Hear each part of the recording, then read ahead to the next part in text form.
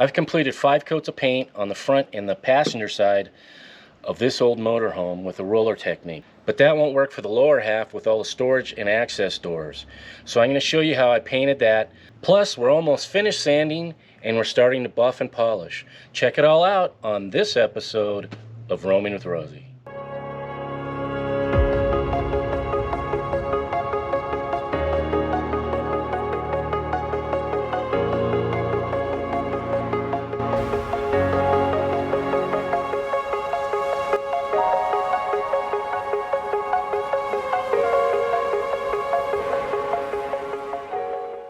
In previous episodes of this project, I've shown you all the steps involved in repainting the exterior of this 2006 Alfa motorhome. I've removed all the cracked and faded decals, repaired any imperfections, and some of the damage that occurred over time. I've sanded and prepped the entire exterior so the new paint will adhere to it, and I've also adapted a roller technique that they use for painting gel-coated yachts. So today we got one area that we still need to apply paint, but the roller technique won't work for that. Because we have all these access doors for storage and things of that nature, getting in that with a roller, especially where these hinges are and things like that, it's not going to look real great. So what I did is I'm going to mask this all off, and I've already started doing that. I masked off my step over here and around the door. And the other thing I'm going to mask off is everything above this line, because I've already painted that. That's already painted. It's already been rolled out. And I've sanded it with 320 and 400. Next I have to sand it with 1,000 and then 1,500 and 3,000. But what I'm going to do is everything above that line that I just showed you, I'm going to mask that off. I'm going to use the plastic that I used on the back. I'm going to use the same stuff. It goes up 4 feet and it's pre-taped. So I'm going to mask that all off because I decided I'm going to spray this lower section here because of the access doors and all that.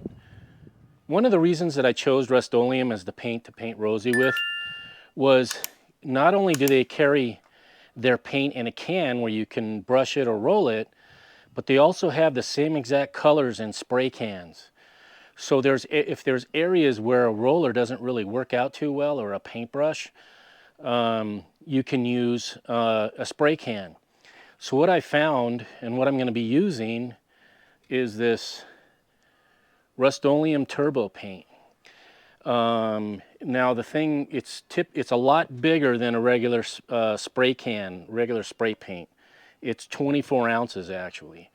And the other thing that's really cool about it is when you spray with it, the spray, when you shoot it out, it's actually about 10 inches wide when you spray it out because of the way the nozzle is designed. So what I'm going to do is I'm going to spray my bottom part here with this turbo spray.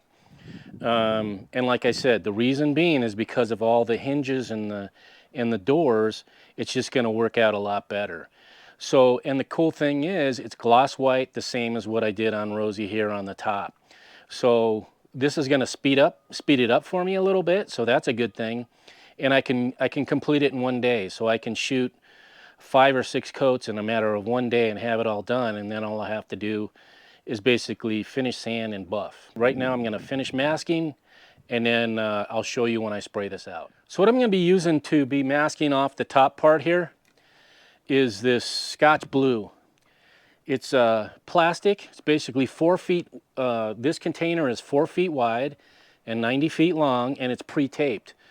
So when I lay it out, I can tape it off, and then I pull it open, and then I'll tape it off on the top, and that'll give me a 4-foot barrier so that when I spray, I won't get anything on areas where I don't want any spray paint.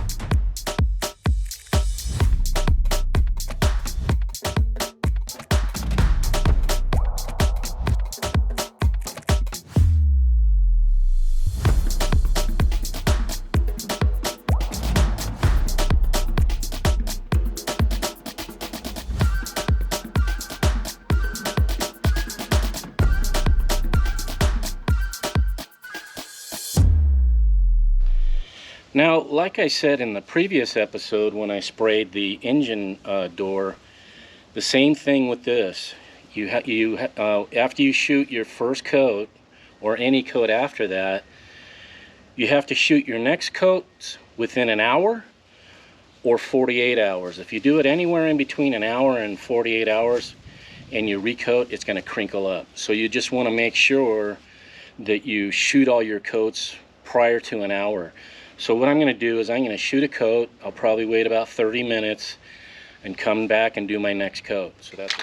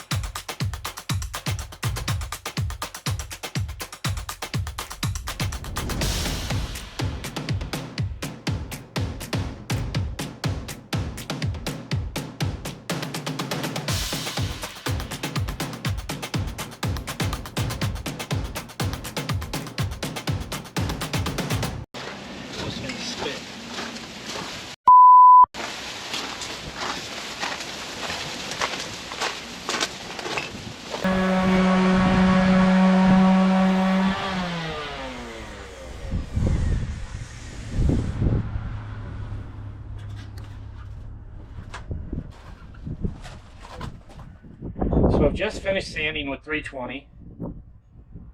That's to get any of the imperfections and knock off as much of the orange peel as I can. Then I hit it with 400, then 1,000, 1,500, and then 3,000. After we do all that, we're going to buff it.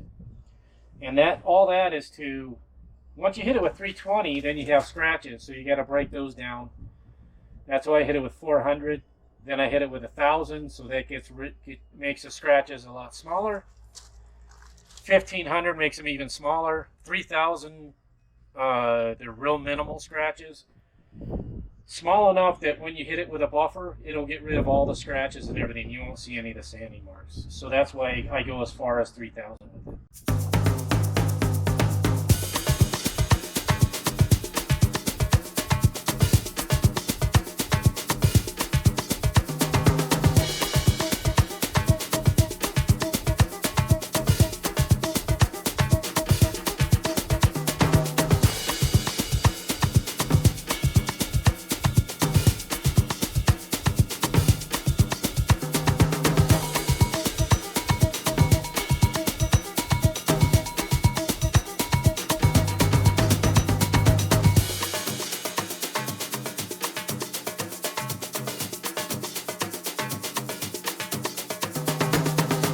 Now that I have the front of Rosie all finished sanded, I hit it with 400, 1,000, 1,500, and then 3,000. Now we need to buff it out. So I'm going to show you what it looks like prior to buffing it. So here's what we got so far. You can see it's really, really smooth, but there's no shine. It looks like a matte finish. Once I hit it with the buffer, I'm going to show you what we got. It's going to bring that shine out. So I'm going to go ahead and do that now. What I'm using to buff it out is the Meguiar's Ultimate Compound, and then my polisher here. And when I'm using a a light cut pad. I'll put a link in the description for all of this stuff, where I got that and all that kind of stuff. And when I go to buff, I put like 5 dabs on the bottom of the buffing pad here. So that's what I've been doing.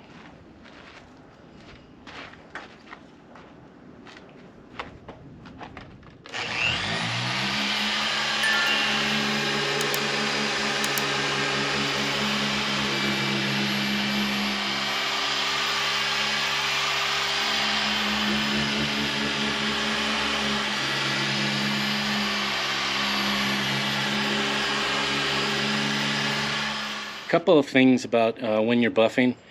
If you notice, I'm working in the shade. It's probably, I don't know, in the mid 80s right now. So I don't want the sun beating on the compound because it's going to dry it up too quick and not let the buffing pad do what it needs to do.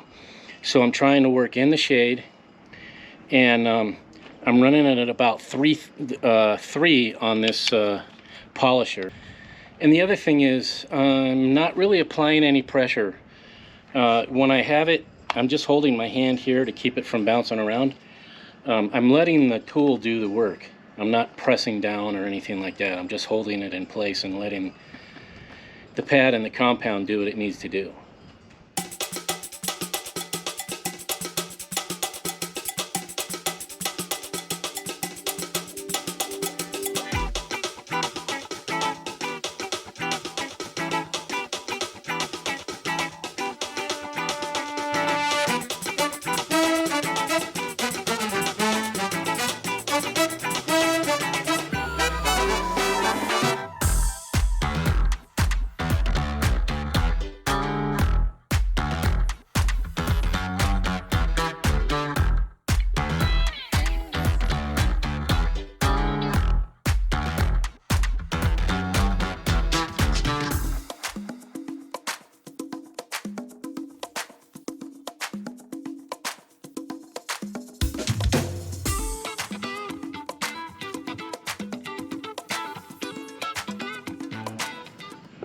So I have this all buffed out. I've only hit it once. I'm going to hit it twice actually.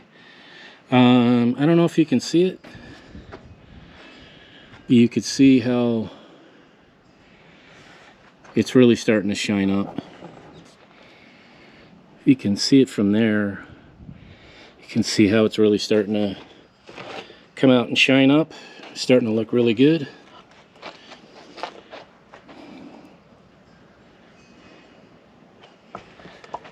And that's the before. It's really kind of a matte look. So once we buff it up, it really starts to look nice. I'm going to continue on with buffing the front out here. Once I have that all completed, I'll show you what the finished product looks like.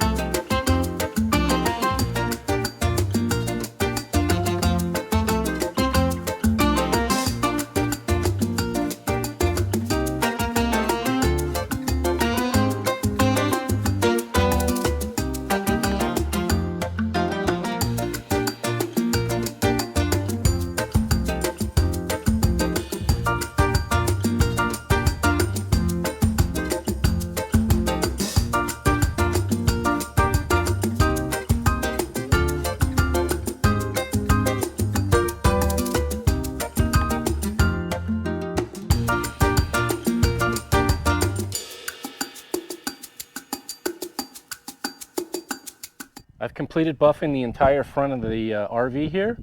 I've done it once, I want to do it twice. And then I've also started buffing on the side. I finished sanded all that and started buffing over there. And then once that's completed, I'm going to come back and I'm going to polish.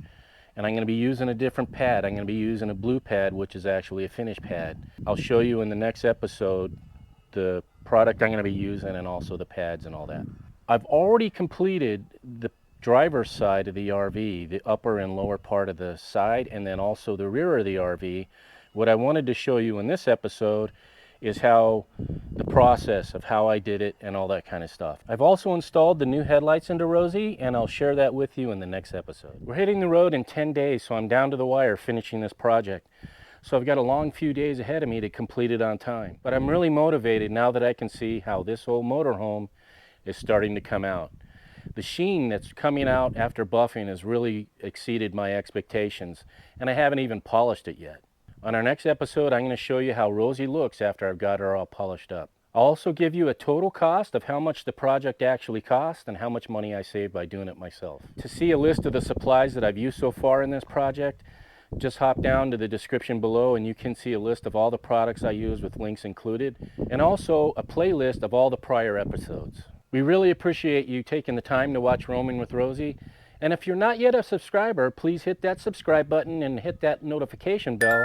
That way you'll be notified each time we upload a new video. And make sure to leave a comment, that way you can be part of the conversation. Until next time, we'll see you. We hope you enjoyed Roaming with Rosie today. For more information on the places featured in this episode, check out the links in the video description, as well as products and equipment we use and recommend. We sometimes do receive a small commission when you use our links for purchases, which is a great way at no additional cost to you to help offset some of our production costs. Thank you so much for watching and sharing our videos and subscribing to Roaming with Rosie. We'd love to hear from you and encourage your comments and questions. Until next time, see ya!